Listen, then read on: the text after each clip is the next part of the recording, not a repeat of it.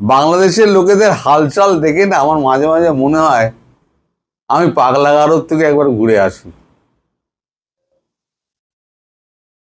এই যে আপনাদের টাকলা ফুয়াদ, তিনি স্বপ্ন দেখেন কাশিমপুর কারাগারে শেখ হাসিনার ফাঁসি হচ্ছে। তিনি নিজেকে ব্যারিস্টার হিসেবে মানে করেন। আবার তিনি এও একটা বক্তৃতা ছেড়েছেন যে রয়টার্স নাকি বট বাহিনী।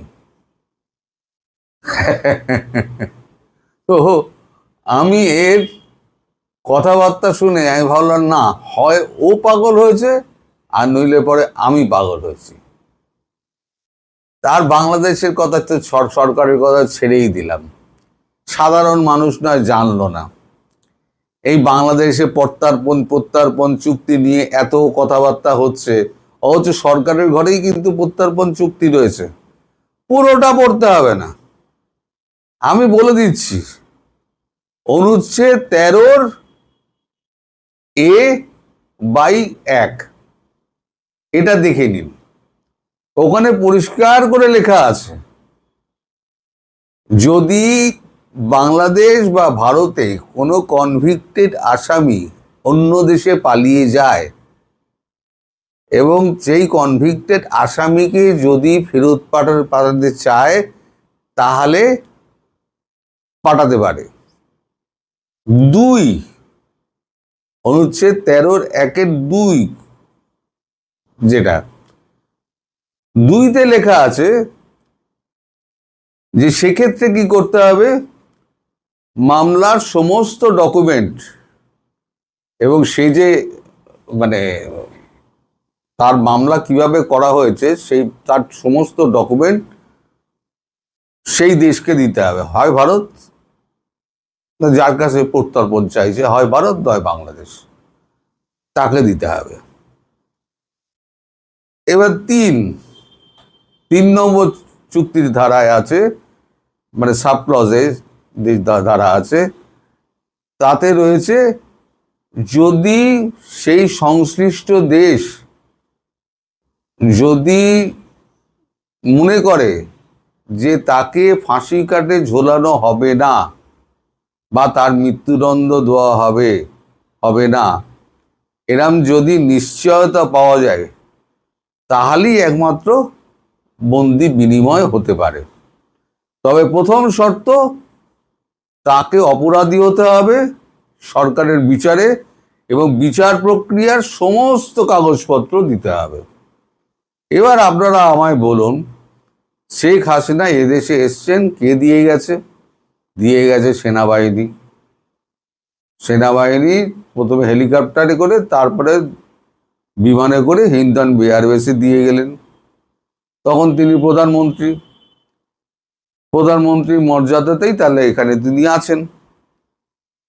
এটা আমি প্রথম বলেছিলাম যে সর্বদল বৈঠক ডাকা হয়েছে, প্রথম আমি কিন্তু ব্রেক করেছিলাম এটা, তারপরে জানা গেল সবাই লিখলো সর্বদল বৈঠক।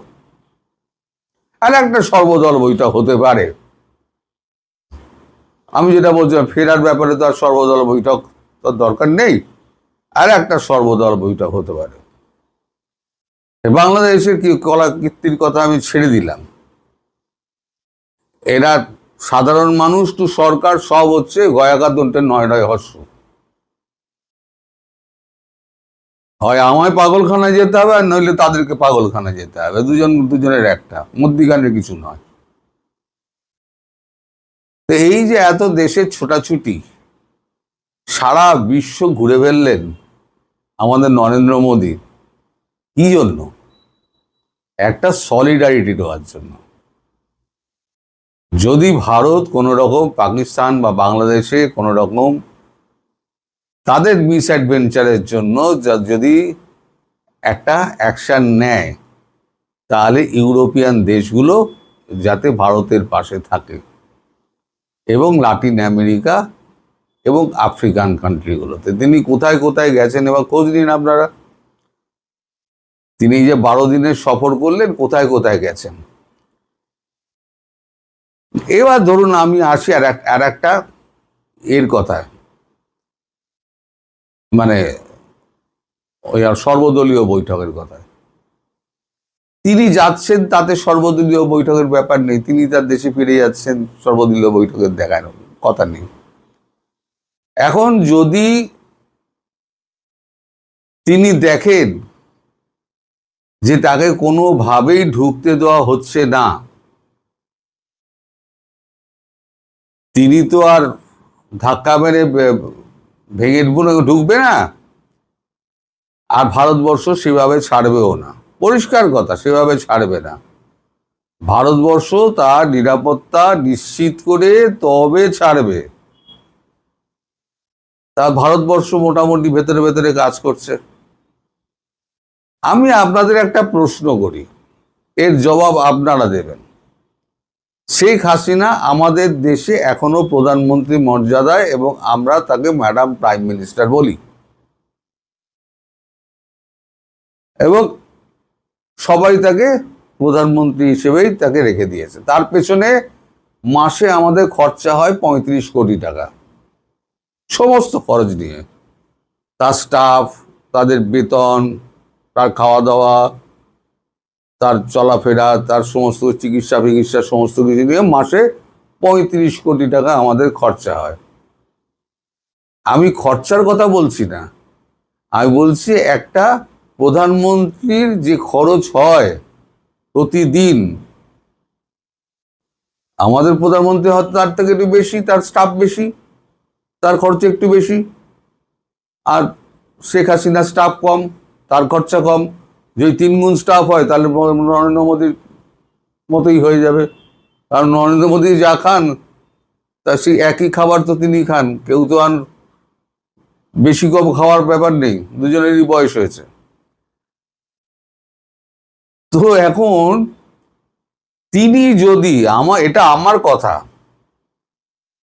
মানে আমি বলছি এটা হাইপোথেটিক্যালি, যে তিনি যদি মনে করেন যে আমি তো বাংলাদেশে ঢুকতে পারছি না, তিনি প্রধানমন্ত্রী হিসেবে ভারতবর্ষকে একটা চিঠি দিলেন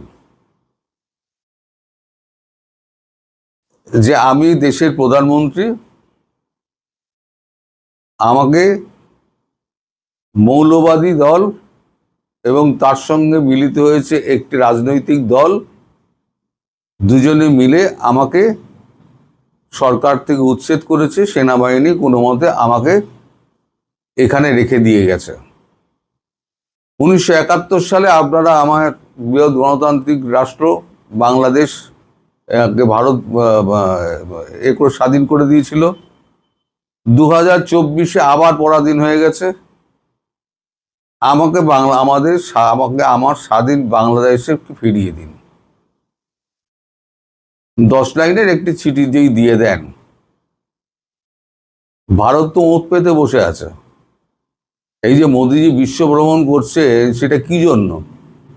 সেটা করছেন এই জন্য যে যদি পাকিস্তান এবং বাংলাদেশের ওপরে কোনো অ্যাগ্রেসিভ অ্যাটিটিউড ভারতবর্ষ দেখায়, তাহলে অ্যাটলিস্ট ইউরোপিয়ান ইউনিয়ন, ব্রিটেন, আপনার ল্যাটিন আমেরিকা এবং আফ্রিকান কান্ট্রিগুলো যাতে ভারতবর্ষের পাশে থাকে। ইন্ডিয়া, চায়না, রাশিয়া তো আছেই, ছেড়ে দিন, আমাদের পেছনের দেশগুলো আমাদের সঙ্গে আছে, ভিয়েতনাম থেকে ফিলিপিন্স অব্দি সমস্ত আমাদের সঙ্গে রয়েছে। সেদিনকে তো ইন্দোনেশিয়া গেছিলেন, দেখলেন তো আমাদের প্রধানমন্ত্রী কি সম্মান পেলেন। তো যাই হোক, তখন তো পালে বাঘ পড়ার মতো অবস্থা হয় মশাই। তখন এই সরকার, আমি কালকে বলছিলাম না, আজকে আমি বলবো যে যদি একান্তই কিছু ঢুকতে না দেয় তাহলে পরে কি হতে পারে। যদি আপোষে মীমাংসা হচ্ছে সব থেকে ভালো, ভারত আপোষে মীমাংসা করতে চাইছে। আপোষে মীমাংসা কিন্তু 71 সালেও করতে চেয়েছিলেন ইন্দিরা গান্ধী, ভুট্টো কিন্তু মীমাংসার মধ্যে যাননি। ইয়াহিয়া খানের নির্দেশে আর ভুট্টোর উস্কানিতে কিন্তু এই যুদ্ধ হয়েছিল। 13 দিনের যুদ্ধে সব ফয়সালা হয়ে গেল। 93,000 প্যান্ট খুলে রোদে শুকিয়ে দিল ভারত। এবার তো একেবারে প্যান্ট তো খুলবে না, প্যান্টের সঙ্গে আর যা যা আছে সব খুলে নেবে। তো এখন শুধু একটা চিঠির অপেক্ষা। আমি মনে প্রাণে চাই প্রধানমন্ত্রী শেখ হাসিনা তিনি একটি চিঠি দিন। তার সঙ্গে যখন রাজনাথ সিং এবং যখন অজিত দোভালের কথা হয়েছিল, তখন তার দিকে চেয়ে অজিত দোভাল মুচকি হেসে বলেছেন, আপনি যা চাইবেন তাই হবে এবং আপনাকে আমরা সব জানিয়ে যাব। এবং প্রধানমন্ত্রীও নির্দেশ আছে তাকে সব জানিয়ে সমস্ত ব্যবস্থা করতে হবে। তার দেশ, তাকে অজান্তে রেখে কোনো কাজ যেন না করা হয়। অর্থাৎ তিনি এখনো দেশের প্রধানমন্ত্রী।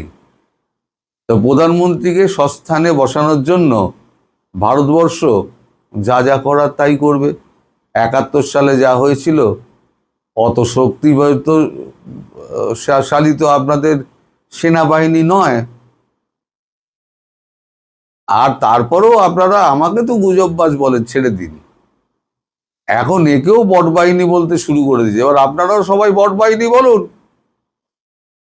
রয়টার্সের ওই জন্য আমি কিন্তু প্রথমেই আমি গতকালকে একদম রয়টার্সের পূর্ণ বিবরণ দিয়ে দিয়েছিলাম। তার স্থাপনা কবে হয়েছিল, কি করেছিল, তার নাম কি, চেয়ারম্যান কি, তার অফিস কোথায় আছে, তারা কদিন ধরে ইন্টারভিউ নিয়েছে, সব আমি দিয়ে দিয়েছিলাম। তারপরে বলছে বটবাহিনী। তো তারা তো আমাকে তো গুজববাজ বলবেই। এখন যদি একটা চিঠি একটা দিয়ে দেন উনি, আমি আপ্রাণ তো চাইছি ঈশ্বরের কাছে, ঈশ্বর আপনি একটা চিঠি কোনো রকমে ওনাকে সজ্ঞানে লিখিয়ে দিন, to the prime minister government of India, একটা চিঠি লিখে দিন।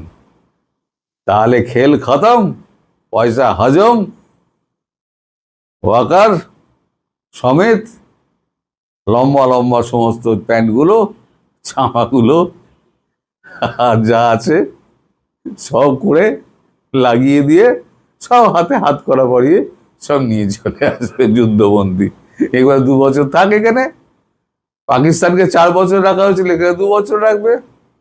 আর জামাত যত আছে ভেতরে সেগুলো আমাদের ওখানকার আছে না, দক্ষিণ দিনাজপুর থেকে আরম্ভ করে মুর্শিদাবাদ অব্দি, ওখানে যত আছে সেনাবাহিনী আমাদের সব সাইজ করে দেবে। যখন ঢুকবে তো চারদিক দিয়ে ঢুকবে, কোন দিকে কে সামলাবে, জাগিয়ে এখন হাসি মস্করার মধ্যে দিয়ে এটা আমি বলে দিলাম, কিন্তু মনে প্রাণে প্রার্থনা করুন উনি যে চিঠিটা দেন। সবাই ভালো থাকবেন, সুস্থ থাকবেন এবং সাবধানে থাকবেন।